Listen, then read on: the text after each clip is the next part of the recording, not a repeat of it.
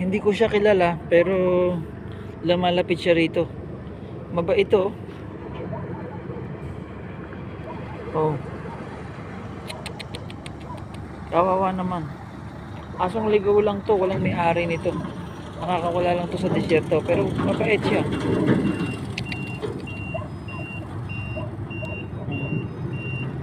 Oh. Ang gwapo pa. Diyan lang yan, oh. Wala siyang mauwian. Kasi disyerto ito. Ini pag-alagala lang dito na mumulot sa basura. Gusto niya magpaampon. Yan. Kawawa naman. Bye bye, doggy.